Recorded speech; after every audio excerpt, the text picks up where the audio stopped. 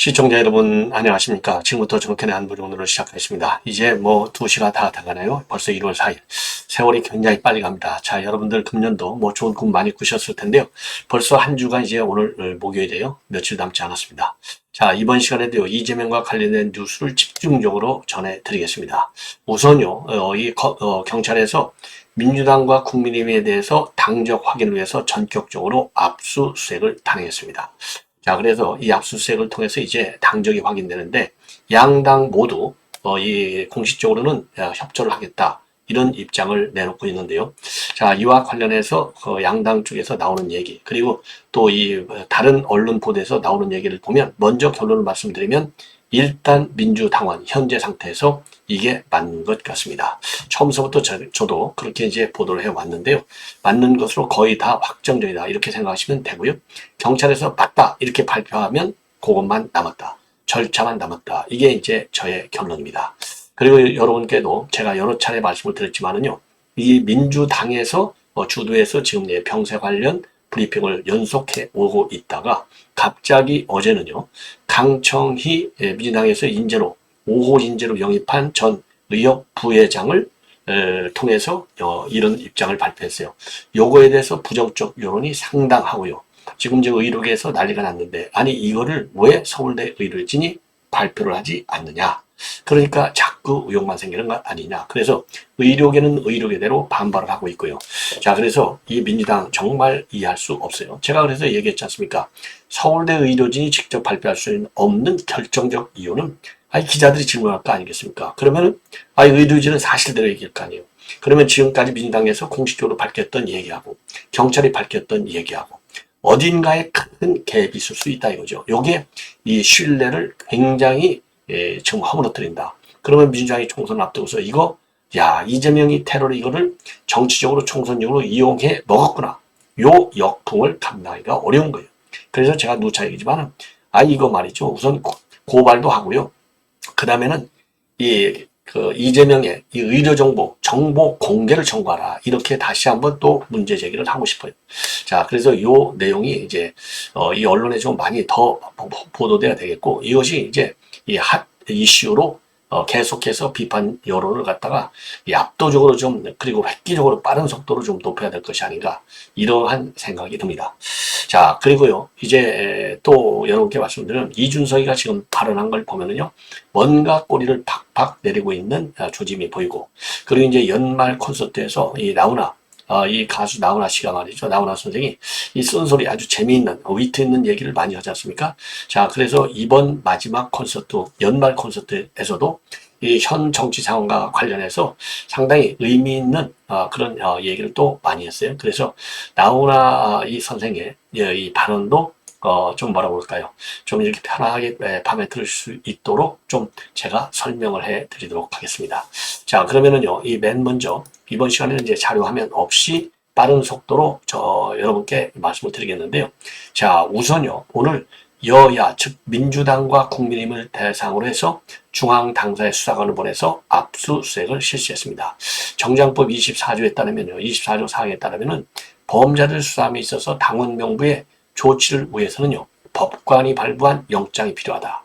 자, 그렇기 때문에 영장을 집행하는 것이죠. 자, 그래서 지금 이제 보도에 따르면은요, 지금 양당에서는 이제 적극적으로 경찰 수사에 협조하겠다, 그래서 임의 제출 형식으로 자료를 줬다, 이런 보도가 나오고 있어요.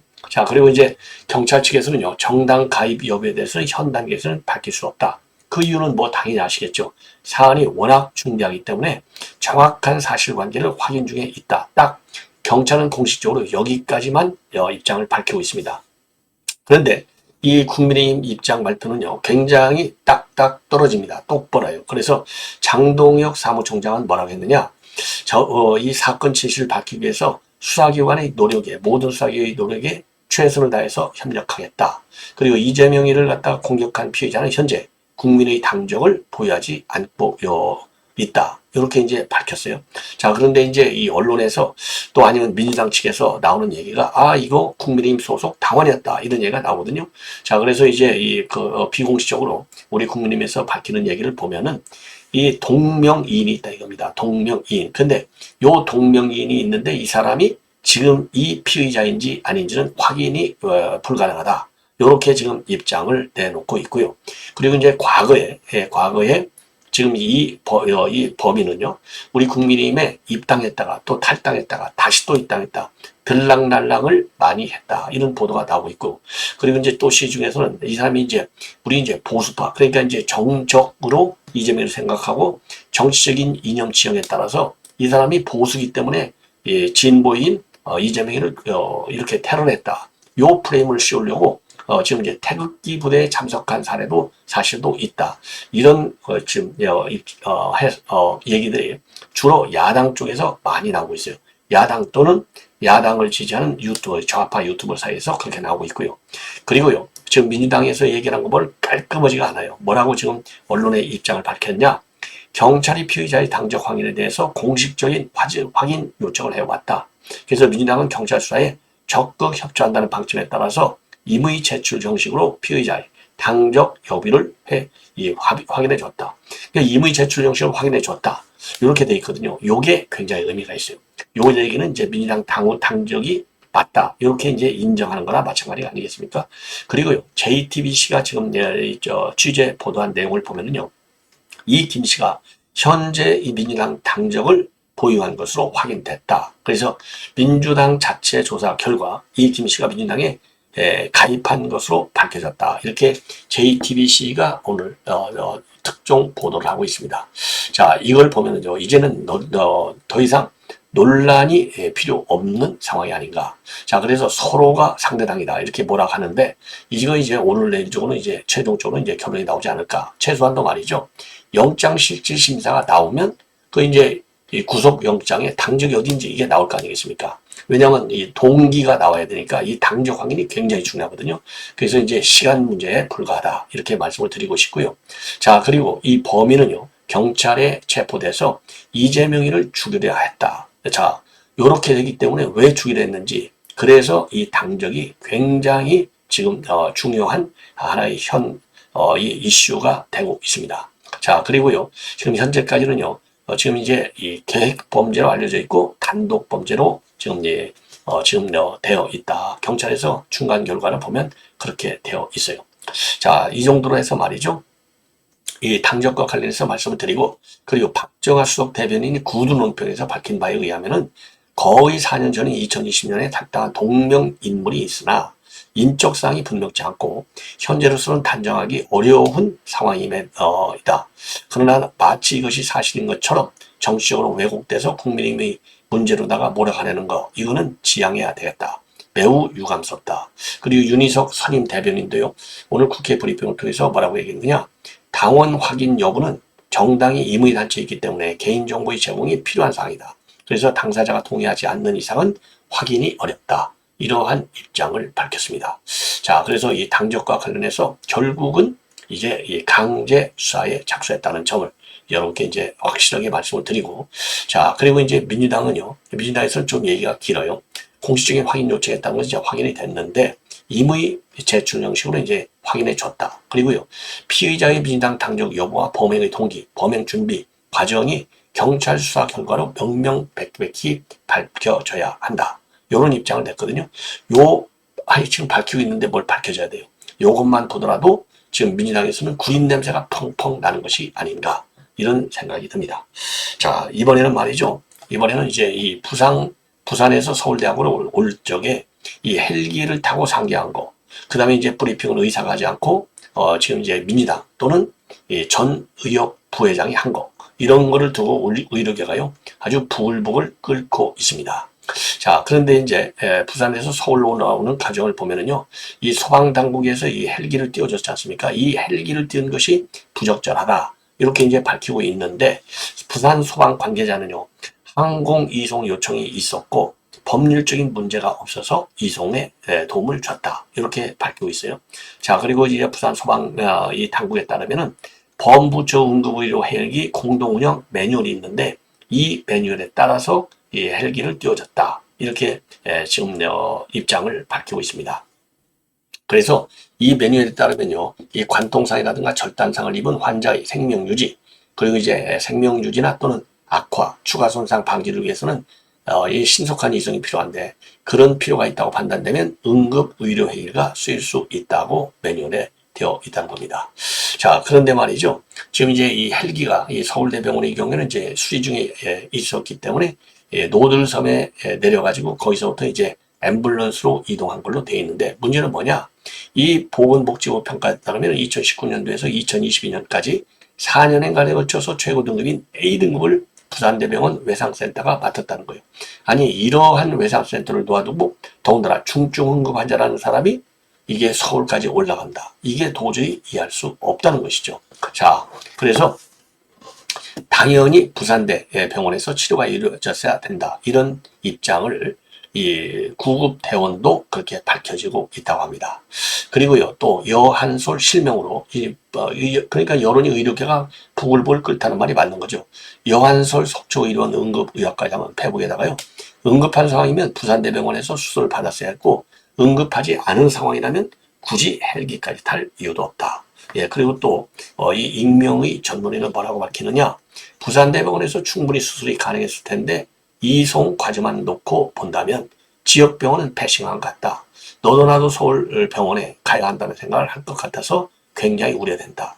그리고 이경원 용인세브란스 병원 응급의학과 교수는요, 119 구급대가 가장 가까운 권역외산센터로 이동을 했더니 가족이 원한다는 이유만으로 먼 거리 이 서울대학병원으로 헬기 이송했다는 거 정말 안타깝다. 국민이 국가의 외상 응급의료 체계를 신뢰할 수 있겠냐? 이렇게 입장을 밝히고 있어요. 자, 그래서 지금 이제 이 논란이 굉장히 야기되고 있는 거예요. 예, 응급의료를 부산대학에서 안 하고 서울대학으로 온 거, 그것도 또 헬기 타고 온 거, 그리고 브리핑도 또 직접 의사가 하지 않는 거. 그러다 보니까 이 강청희 부회장마저도요, 의학적 판단은 주치의가 브리핑하는 게 맞는데 왜 공개 브리핑이 취소가 됐는지 이해가 되지 않는다. 그런데 이제 서울대학병원에서는요, 1월 2일 날 오후 5시 10분에 브리핑 하겠다. 이렇게 얘기했는데 1시간 40분 만에 돌연 취소가 됐어요. 자, 이거 왜 취소했느냐? 지금 이제 보도에 따르면은 이건 개인정보를 갖다가 병원에 살인하는 거에 적절치 않다. 그래서 취소하게 되었다라고 하는데 제가 보기에는요, 지금 이제 이 서울대 응급의학과 교수도 말이죠. 이 의료진이 왜 브리핑을 안 하는지를 굉장히 의아하고 직접 수술에 관여한 의료진이 설명을 하면은 이런 불필요한 오해 또 억측이 생기지 않을 것인데 정말 이해할 수 없다. 예, 이러한 입장을 지금 내 비판적 입장을 내놓고 있습니다. 자, 이거 용복에 싸죠. 한마디로 얘기해서. 자, 그래서 제가 보기에는 그래서 말이죠. 우리 시민단체 이런 데서 이재명의 의료 기록, 이 정보 공개를 청구하라. 왜냐면은요, 이게 무슨 국가안보에 영향이 있는 것도 아니고, 그리고 이제 이재명은 이미 사인이 아니라 공인이지 않습니까? 그래서 국민의 알 권리 충족이 이재명 개인정보, 의료정보를 갖다가 이 보안을 유지하는 것보다는 훨씬 더 큰 것이 아니냐. 그래서 법원에 가더라도 말이죠. 예를 들어 특활비. 이거 뭐 국가안보와 관련된 경우는 이제 공개하지 않을 수 있다. 이렇게 돼 있지만은 특활비마저도 전부 공개하라.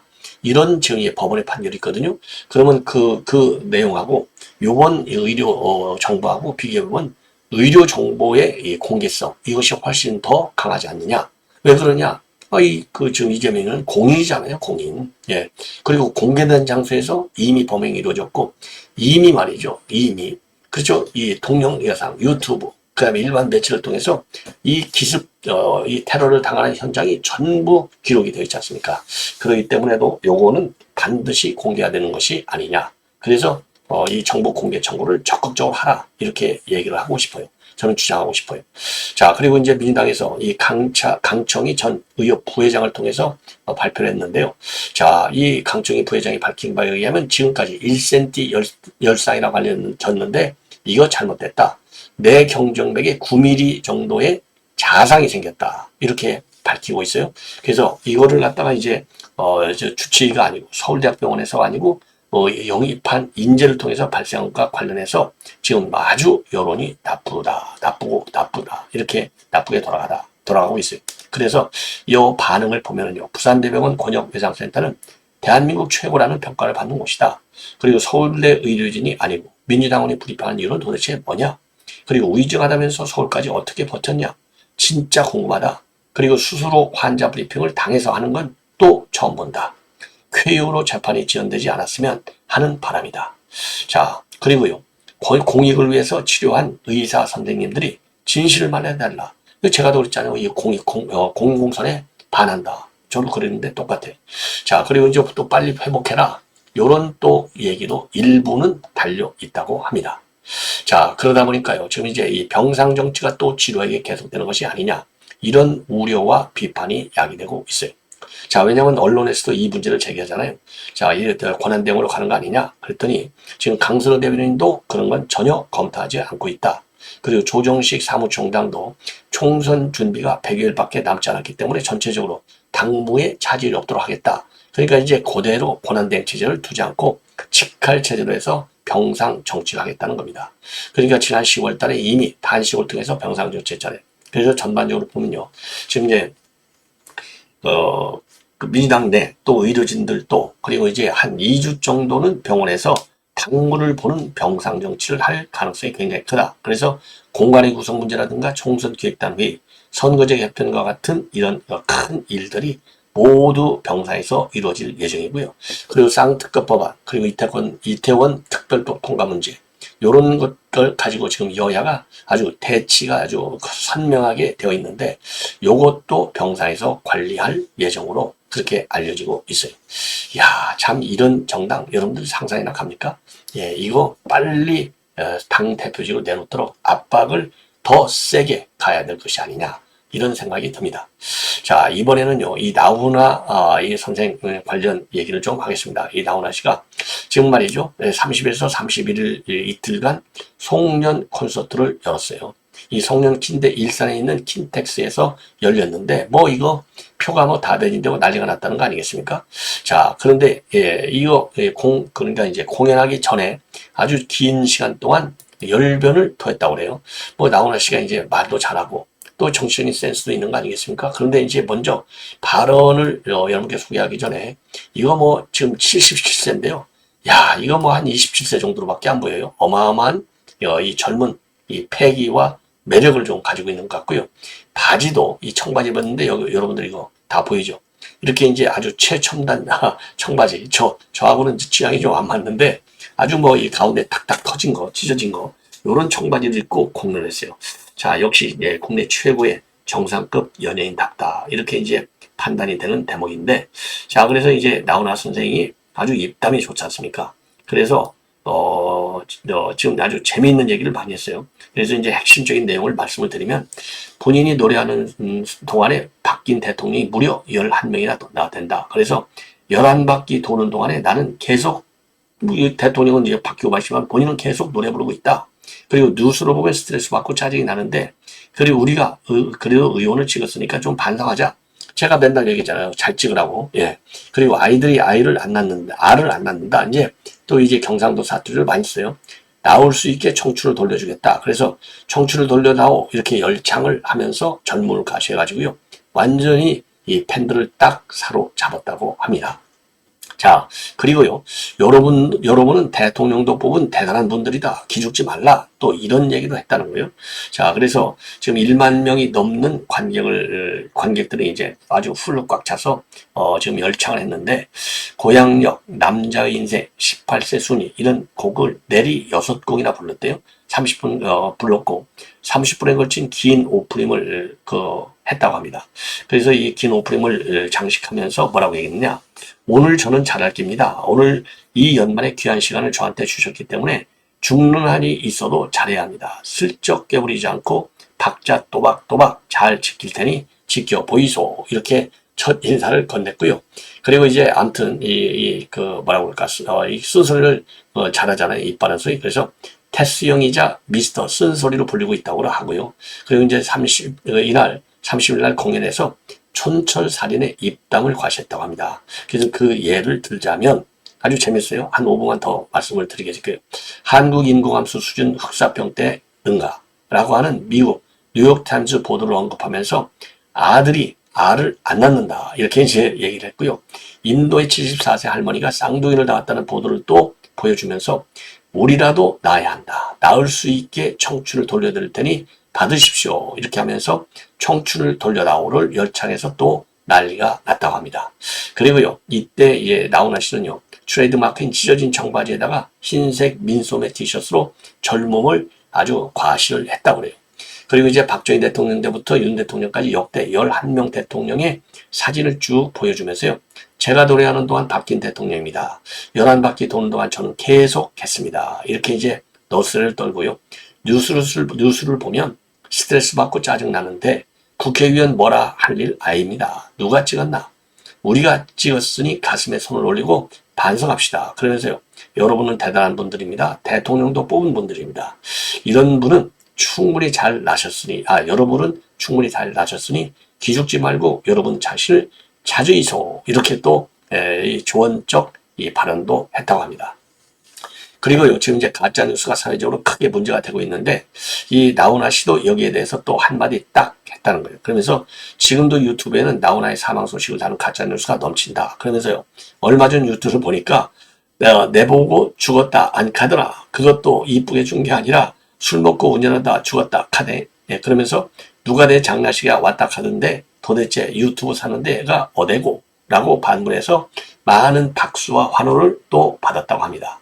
자, 그리고요, 이 초대 가수 없이 2시간 반 동안 혼자 20곡 넘게 불러댔대요. 야, 기타를 치면서 무시로를 이 어쿠스틱 버전으로 들려줬고, 또 고집스러운 열정으로 가수의 길을 걸어왔다. 이렇게 얘기를 하면서 마이 웨이를 또 불러갔다고 합니다. 그래서 이 관객들이 또 눈시울이 또 붉혀졌다고 하고요.